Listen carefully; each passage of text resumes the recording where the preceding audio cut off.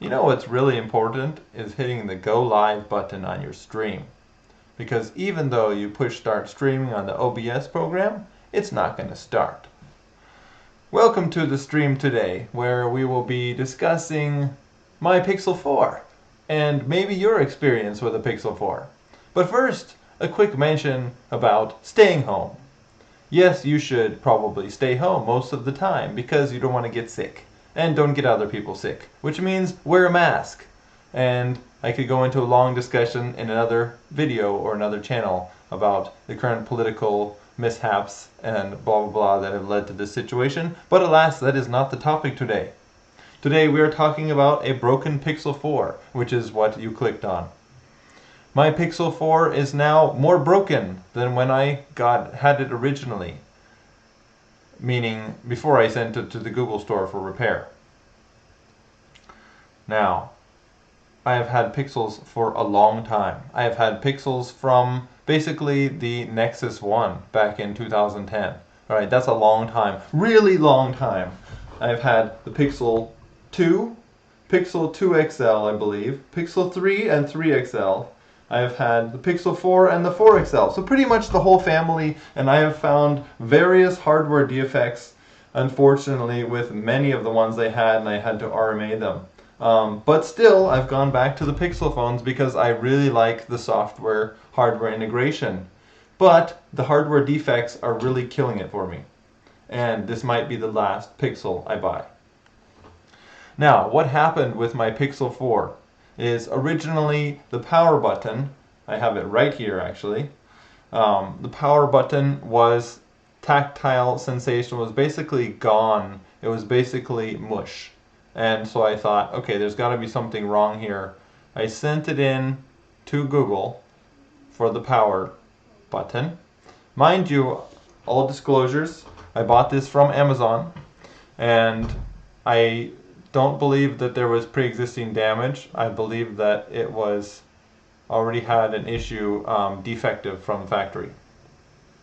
Sent it in for repair, and I tried to mention there was a power button issue on the RMA form or whatnot. It wasn't possible. Not possible. Okay, so anyways, it got put in, flagged under like power button issue, or sorry, not power button, power issue. I wanted to put in that it was a power button issue, but no, it wasn't possible.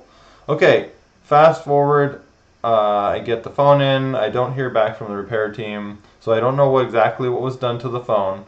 I get the phone back maybe 7-10 days later. I hadn't heard anything back about what exactly they'd done with it, and they never actually told me exactly what they did with it, which is really frustrating. Tell the person what you're actually doing to their phone when you go to repair something. Alright, that's kind of basic, pretty basic. Alright, so now fast forward a few more days after I get it back from repair, and let me show you exactly, I don't know if you can see this, I'm trying to look here in my camera. Oh yeah, you can, look at that. Oh, look at the back there. The back is just peeling literally off. And how I found out about this was I was just lightly tapping the back of the, when you put it down, you lightly touch down against the table. And I heard a very hollow sound like that. I don't know if you can hear that. Anyways, and then I eventually noticed the back was just peeling off. That is freaking horrible. Alright, you don't send in a phone to get more broken than when you sent it in originally. Sorry, it didn't make sense there. Whatever, it's more broken and really pissed off. It's really frustrating. Okay, I'm sure other people have had experiences where sending in a phone and it comes back more broken than they sent it in originally for. Now, what I did not mention to you in the beginning of the stream here, let's go to the Pixel 4 main page. Oh, by the way, they are having now a sale on the phone. If you're going to get a Pixel, get a new one from the store. So if it has any hardware defects, you can get it replaced, instead of having to go through the hell that I did. And right now it looks like it's $500. But do I recommend buying the Pixel 4? No! Probably not, unless you want to play a Russian roulette game of hardware problems. I mean, for this phone, I haven't had any other hardware problems, but for a Pixel 3 and 3 XL, I had multiple screen issues. Screen coloration was off.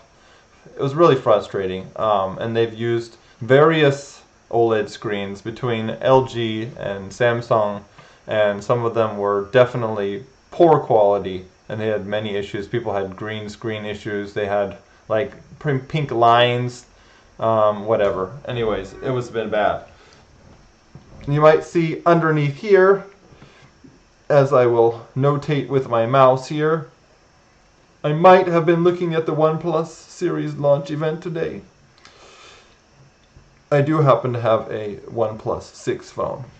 I really like the clean software, clean Google approach on that. So anyways, back to the phone. Really frustrating experience. I now have a broken phone on my hands. Obviously, tons of dirt and gunk would get in here now, so it's not usable anymore. Can't put it in the pocket. I am going to basically get Google to swap the whole thing out and probably not buy a Pixel anymore because of this horrible experience. And Google does really well at the software, but they have never gotten the hardware down really sharp, really finely tuned. There's always been little bugs or little issues with, I feel, each generation, which is really disappointing for something that could be the amalgamation, the perfection, the mix of this software and hardware. We want it to be just really clean put together, right? No layers on top. That's why I've always stuck with Pixels versus Samsung. You know, Samsung's line, they have this layer on top. Sony has a very light layer. I like the Sony phones.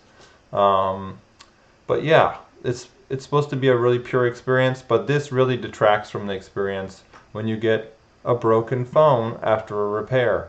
And given my history and probably other people's experience with the lack of quality control on these Pixels, it's really disappointing. So leave a comment if you want to talk about your experience.